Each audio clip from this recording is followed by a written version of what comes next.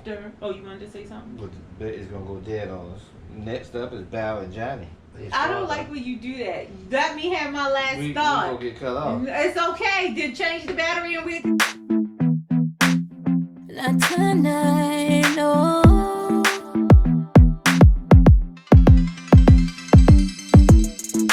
Fighting, we've been fighting for so long now. Tired of trying, cause everything I do is wrong. I open my heart up to you. Now you act like there's an issue. Funny, but I still love you. I just need to know you want me to. Welcome back, ladies and gentlemen. Do y'all know what day it is?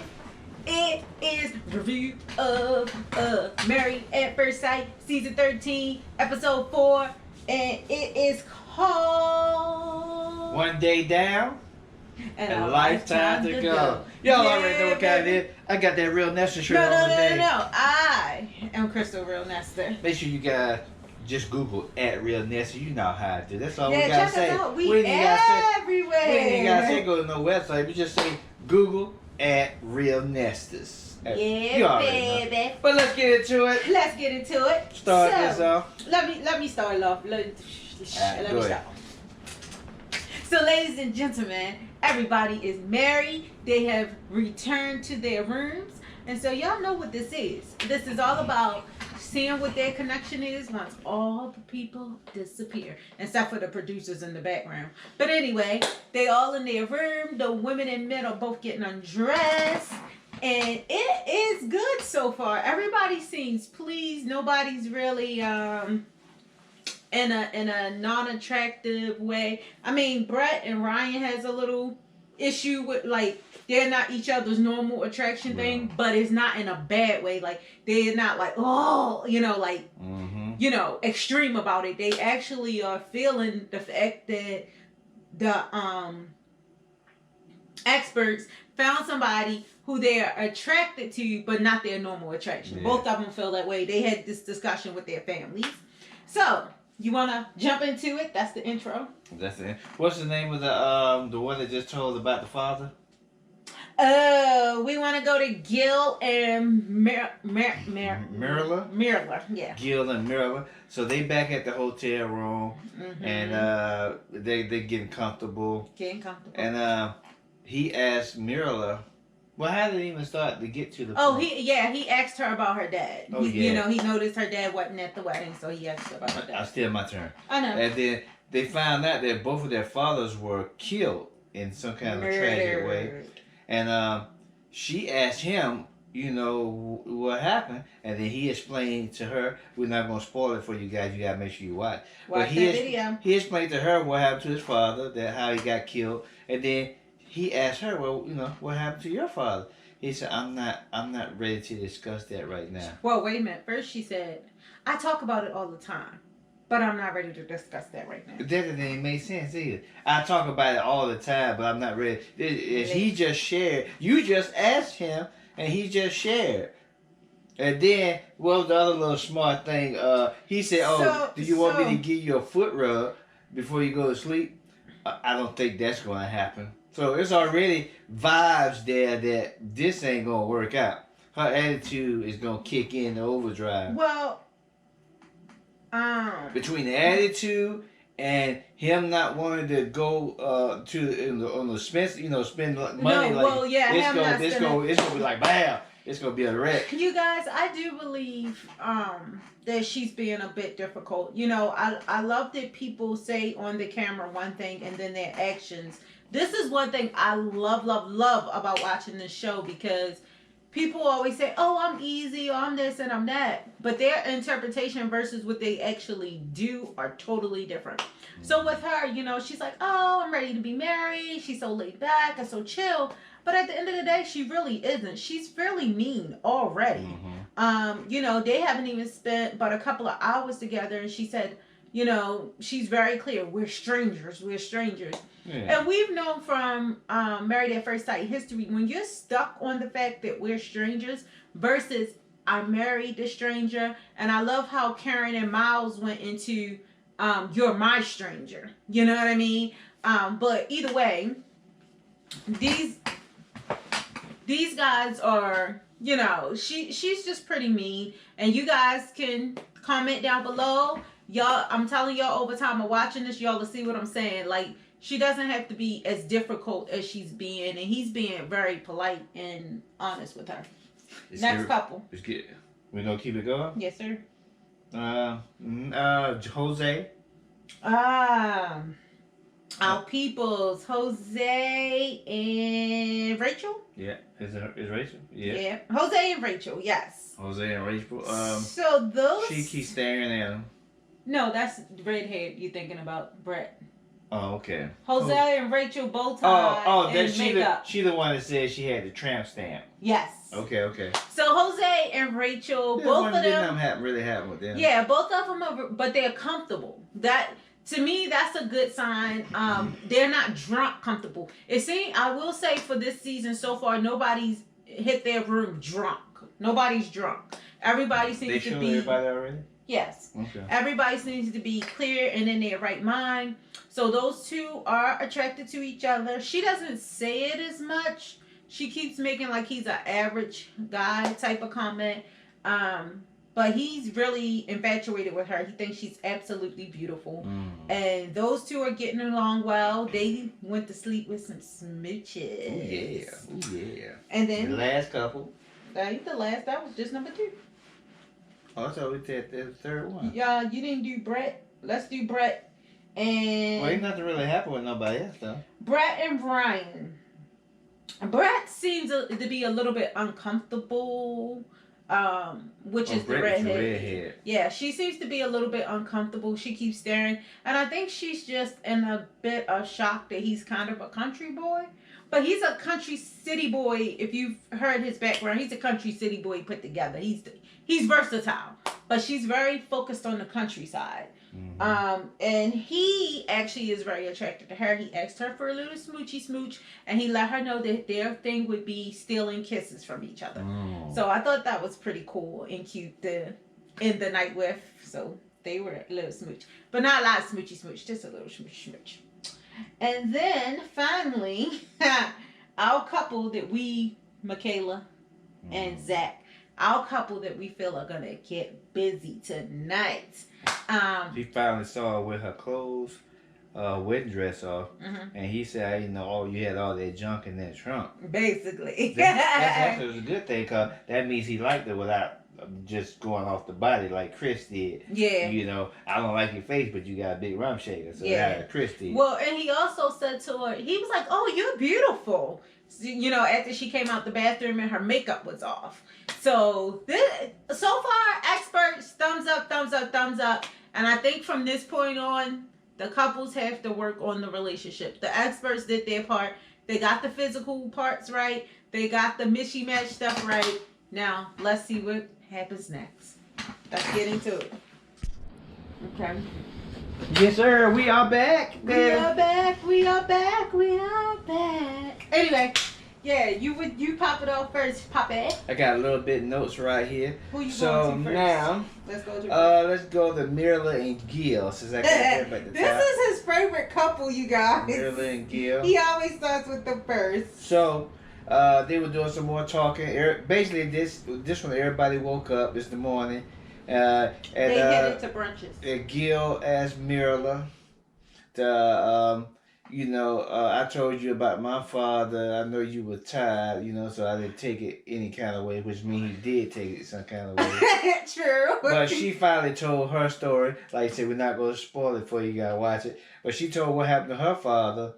And so they kind of, bonded a little bit there. And that's pretty much one thing that we both can agree on is that Gil is very complimentary towards Mirla, and she is not. She's very negative, Whatever positive he has to say, like I think he said something like she's beautiful or something like that, and her comment was a negative one. So again, watch along with us, you guys, and see, because this is what our little secret is for this season.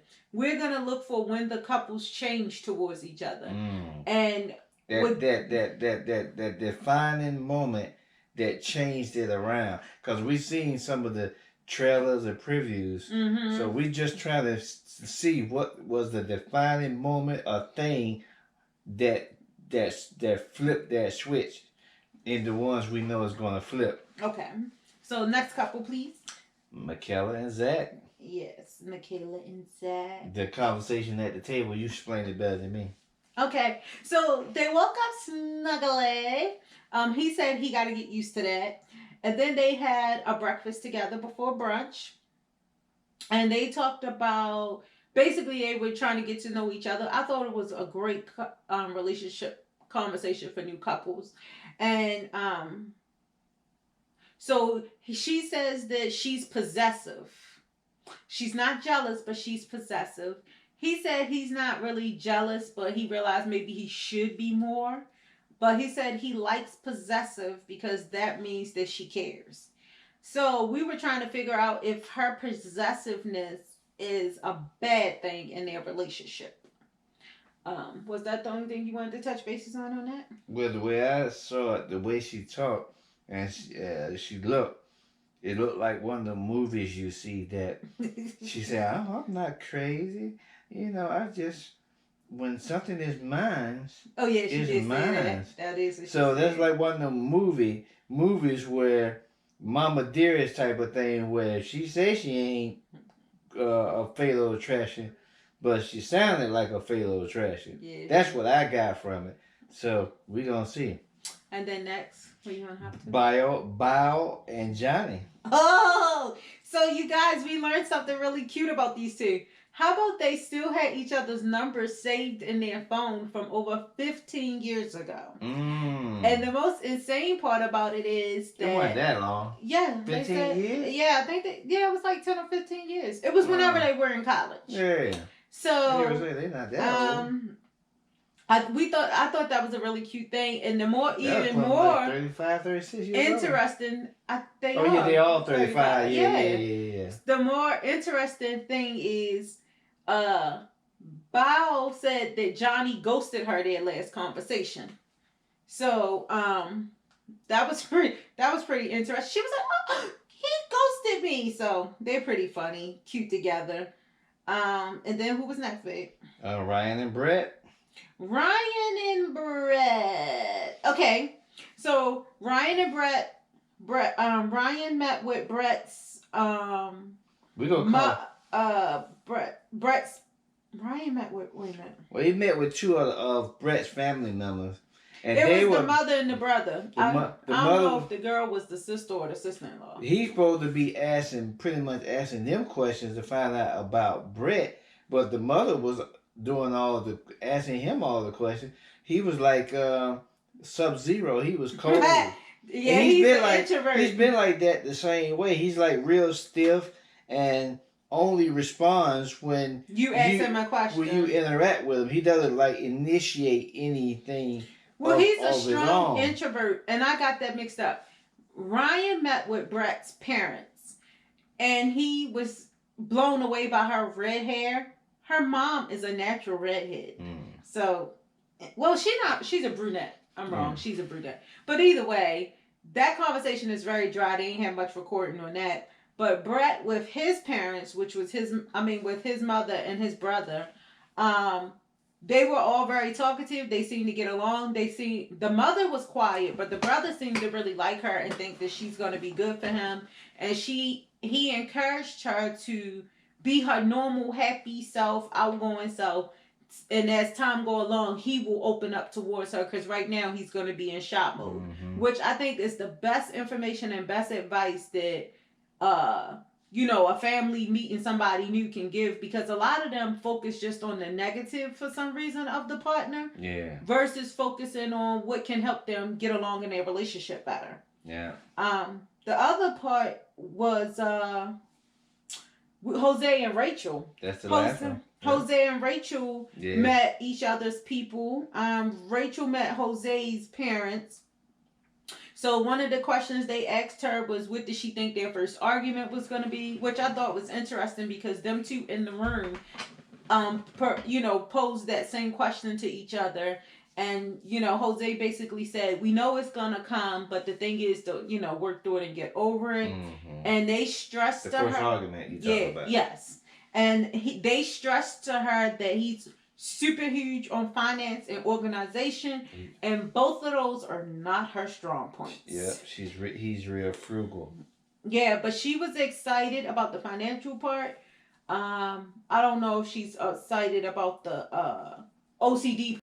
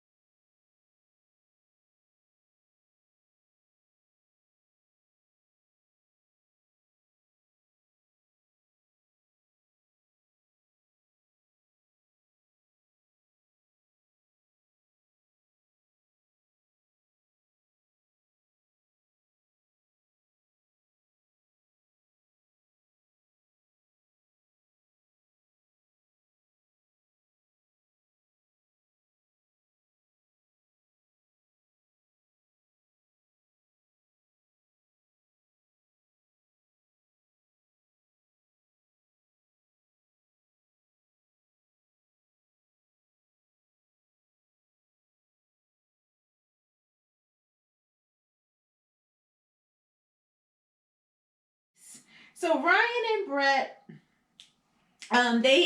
they're you know, the couples done had their brunches and they're meeting back with each other and rediscussing their conversations they had with the families. What you supposed to say? And she keeps staring at him. He I think that she stares at him because she wants to be attracted to him, but he's not her normal. If he walked by her on the street, she go ooh la la. So I think she's trying to work herself up to it. But so Brett meeting with Ryan's family, she was very talkative, she was very comfortable.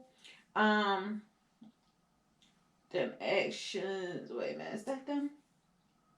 Oh yeah. So I'm sorry, you guys. After family conversation, here we go. Oh, I didn't write much about them two. Did they meet back up yet after the family conversation, Brett and Brian? Yeah, I think for them two, it was just she repeated it. The brother told her. I just remember. The brother told him told her you're gonna have to basically pull him out of his show. Yeah. And he was saying that's what they say, but so far we've been good. So that's all I got from them. What did you get, baby? Yeah, that was it. Let's move on to Jose and Rachel. Jose and Rachel. Finances. So Jose and Rachel gets back together. Oh yeah, I forgot to mention one thing earlier in the conversation is that her family said that Rachel is explosive. So I just want to make a note of that because that's a little tidbit we need to look out for in the future. But they was having a conversation where she mentions a mental note. The sister said whenever she does anything that is not favorable to Rachel, Rachel said mental note. So basically she's adding up in her head the negativity. Then when she gets mad, she explodes. And then his parents talking about how wonderful he is at finances brought up the financial conversation. So Rachel was able to share with him that she's not the best at it. Yeah. And he let her know that that's why he worked so hard in the beginning, so that he could have a secure moment for when he married his wife. Yeah. So they're good. That was really great conversation to me with both of them. What's next, baby? Michaela and Zach. Michaela and Zach. So while I love these two together, I have to tell you guys, especially since because we've seen some of the previews, but we didn't even talk about. After the commercial break, they just met with each other's parents. Yeah. So Zach met with Michaela's sisters. Yeah. They were saying that she's passionate. Do a favor and be passionate with her. Mm-hmm. They was explaining that they're the older sisters and she's the younger, so they've always protected her. Mm-hmm. And now that's something that they want to. They want him to do. You know, they want to trust him to protect their little sister. And basically, she's a passionate person, so he should be passionate with her so that they can enjoy the time together. Yeah. And then she met with his family, and you guys get Michaela's energies already. She's super hyped all the time. The family, his whole family was there. He has 2 brothers, his aunt, his mom, and dad. His mom was pretty quiet. Dad kind of took over, led the conversation. We found out a cute little note. Her when it was time for her to dance with her dad. Of course, her dad is not around anymore. So Zach's dad stepped up and danced with her, and they had a wonderful dance, and it was a good bonding moment. Yeah. They basically was explaining to him how good he is, but that he, how would she deal with conflict? And we thought that was interesting because, as y'all see from the previews, we're expecting conflict to be their issue. So she was saying basically how her parents did not have they didn't demonstrate good conflict resolution, but based off of what they did, she plans to do the complete opposite. And his mom said, I'll believe it basically when I see it. But other than that, they really liked them. Dad explained that not only is Zach a family man and great with children, but he's really spoiled. The thing I wanted to mention about Kayla and Zach is that they are too happy too fast, I believe. Like, they're both super overly enjoying each other and positive. And I think that's going to be what's going to send them to their relationship depth. We go into Bao and Johnny. Bao and Johnny meets with each other family. I think it was Bao's brothers, and I don't know who the lady was. Yeah. Go ahead, babe. You talk. Then basically it was just about Bao asking about Johnny's father. He getting emotional about that. That was the after conversation. Yeah. When Johnny asked about Bao's brothers brought up Johnny's gift. And Johnny actually, in his interview, took that a little personal because he was saying that if Bao would get so upset about something so small, that concerns him. Bao's meeting with Johnny's aunts and his mother actually went pretty great. And they're just wanting to know, were they in love yet, and when are we popping out babies? And then when those two got back together, which they addressed each other very nice with hugs and kisses and everything, and they recapped their conversation, and she had an opportunity to ask about his dad, and she promised that she would do her best to present her best self so that dad will finally give his blessing. Yes. So yeah, it's going great, you guys. Mirla and Gil, last one. Mirla and Gil.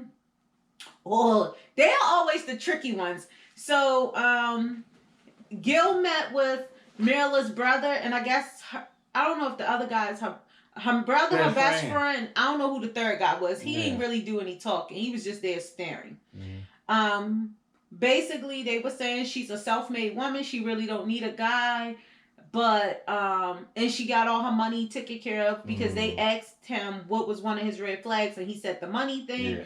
And her brother basically is her financial advisor. So he's like, look, I see all her money. She has great savings. She's good. She don't need you for that. He said she don't necessarily need a man. That's what he said. And then he said, make sure you do the things you say because you don't want to see my bad side. That's what he said. Yeah. He trying to buck up. Yeah. He did tell him that. he half the size of Gil. Yeah. Trying to buck up. So he must know some kung fu or something. And then Mirla meets with Gil's 2 friends because his family is in whatever country he's from. So they're not here. And his friends talked about him being tidy. They said if you say something, do exactly that. They said that he's a passionate person. He's kind of loud, which Mirla took as a red flag. And she admitted to the ladies that she was moody. And the one lady took a pin in that. She's like, okay, you're moody. So when those two got back together after everybody's conversation, she admitted to Gil that she throws temper tantrums when she don't get her way. And Gil admitted to her he is not driven by money, which she didn't like. So both of them got super red flags coming back from these conversations. I think this year is the best year yet of how a brunch should work, because they had a brunch. It starts a conversation with the family, and then they went back and revisited and talked about it amongst themselves.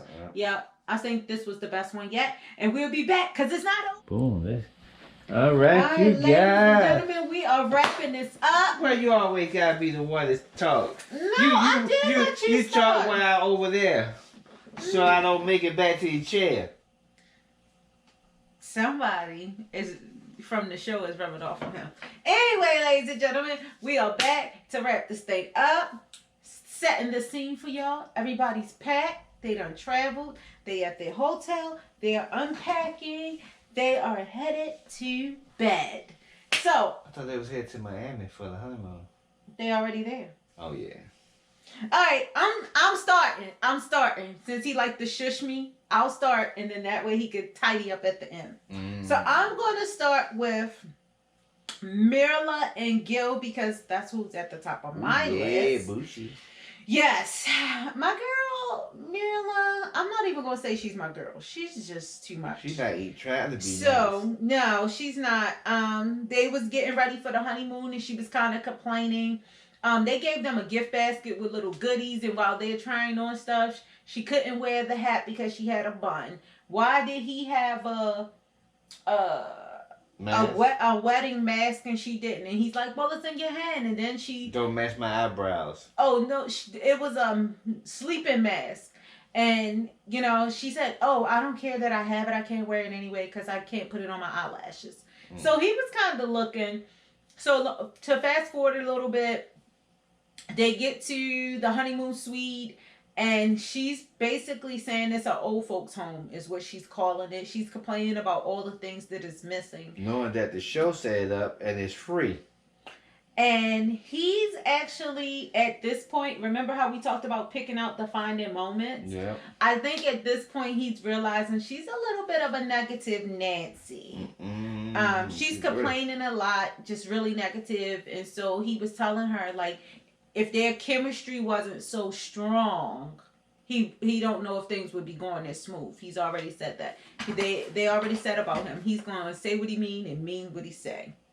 So that's that couple. So for me, I'm going to stop right here and do a prediction. So far these we guys... forgot about the prediction. No, I ain't forget. Well, So far the prediction for... We knew they weren't going to have sex on the wedding night. So I predicted they're not even going to have sex on their honeymoon. Well, wait a minute. We had a earlier prediction about who's going to get busy on the wedding night. Nobody got busy on their wedding night. Nobody got busy on their wedding night. Nobody got so busy we had one wrong, because we predicted that Zach and Michaela would, and they didn't, not on the wedding night. But they did on night number 2. And that probably be the last time. Hey! Okay. Well. So, what's your prediction? I'm predicting that Mila and Gil will not get busy throughout their honeymoon. That's my prediction. I don't think they're going to get busy at all. Alright, then, so that's the wrap up for them, you guys. I can't even see. So, after this, moving forward, our predictions will be whether or not they make it through decision day. Okay, so next we're going to hop over to Michaela and Zach. Michaela and Zach. They did really good packing together. They both still really into each other. They're really exciting. They did not have sex on wedding night, but we found out they did have a little sexy. On the night after honeymoon. On day 2. Honeymoon. So, let's see what you call it. Day 2. They had sex on day 2. Is the easy way to say it.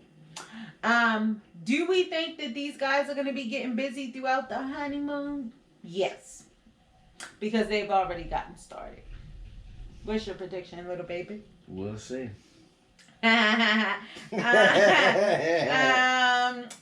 they're heading to honeymoon, and so far the previews have give us a little glance that he's getting sick. Yes, Zach is getting sick, so they are gonna, for right now, sleep in separate bedrooms. He maybe has a big C. Yeah. Well, he did mention previously that one of his friends had it. So, and you know he rolls with his homies. Alright, so I'm smashing through these pretty quickly. Y'all know you ain't got nothing to say about that. That's how I like it. To my favorite couple, Bowie and Johnny! Johnny. Anyway, so Bao and Johnny did great packing together. Bao shared with Johnny her Excel spreadsheet, which, by the way, he admired. Because he's like, she's me on steroids. So it was pretty funny. And he made a little joke. He said, the day she gives me her Excel spreadsheet to pack for a trip, I know I got her heart. So, you know, they're super cute. They get on the honeymoon. And when they got to the room, Bao was like, oh, so which room are you taking? Because I don't want you to miss no sleep. So basically, she was upset because in a previous scene, he mentioned that she snores a little. But he said it in a joke. He said she makes this human-like noise that he believes is called, in English, it's called snoring. It was just a joke. But she was offended. So he quickly let her know, like, I would rather, you know, sleep beside you snoring every night than sleep alone. Ooh, yeah. And then, yes, and they hopped into bed. They're so much on the same wavelength. So he actually started the sex conversation already. Now, she was a little embarrassed, but she answered it. And she said, actually, she's excited that he's so straightforward. And she had a sexy Johnny moment when she realized he laid his shoes out. Those two. Nice and neat. Yeah, they're so super nerds, but I love them. They work. They're beautiful. So, prediction time. You go first. Sex on the honeymoon or no? No, honeymoon is over. They're all on the second night. Honeymoon just started. Honeymoon is their vacation. Nah. Bao and Johnny, you don't think so? Nah. I actually am going to take a different thought on this. Because the honeymoon is like 7 days. Nah. I don't know.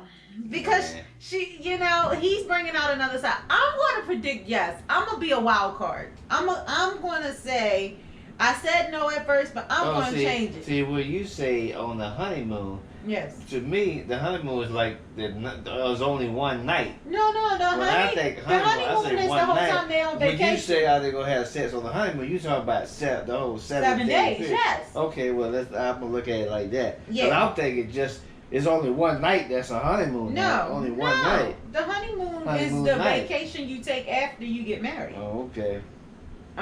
So, yeah. Okay, so we both predict yes that they will probably have sex. I said no on the honeymoon and Johnny. Yeah, no. You don't think? Not the 7 days. No. Okay, no. but I'm saying yes. I'm being a wild card. I'm saying no.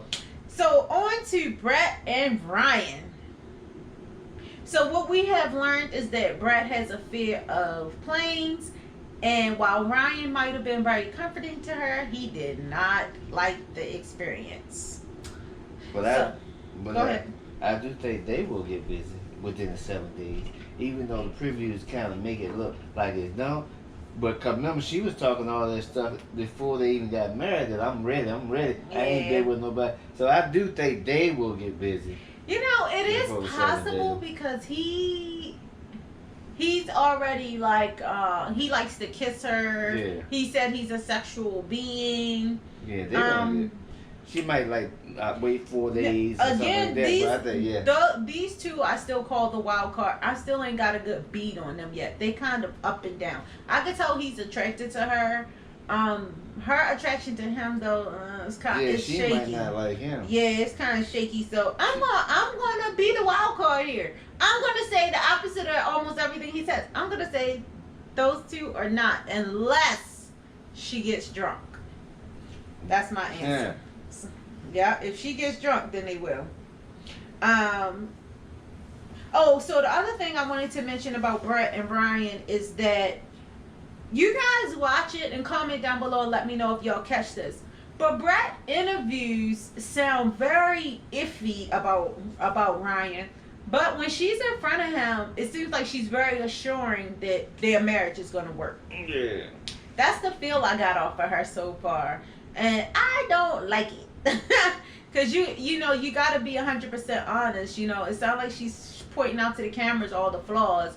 But when she's talking to him, she sounds very into the marriage. So you guys watch that. And like I said, I only think they will have sex on the honeymoon if she gets drunk. And then, Leslie, Rachel and Jose. I leave them last. I probably should move them to the top of the list at some point, but these guys, they did, of course, they didn't have sex wedding night. From cover to core. I do believe that they might have sex on the honeymoon because he's very attracted to her. What you mean? His name Paul. He's very attracted to her, so I think they will. And a little cute little spoiler alert. I have to tell this spoiler alert though because I thought it was the cutest thing. Jose was packing condoms, and Rachel says, "Leave them here. You can't get pregnant like that." So I say they're gonna have sex on the honeymoon. Yes, indeed. And they look like they were doing really well. So overall, to me, in Marriage at First Sight history, either this has been the best editing from the transition from the wedding to the honeymoon, or these couples really want to be married. Did you talk about Zach? Yeah. Okay. We said they had sex day 2, remember? Oh, yeah. Mm-hmm. Well, that pretty much wraps it up. Yep. So what's your prediction for Jose and Rachel? You think they getting busy on honeymoon? Yeah, All right, ladies and gentlemen. Ain't no doubt about that. As we do, y'all know who we are. We are the RealNesters. The RealNesters. The RealNesters that we at it again. Yeah. So anyway, thank you guys for spending time with us. Don't forget to comment down below. Don't forget to hit that bell, share us out, and we'll see you guys next week. Break!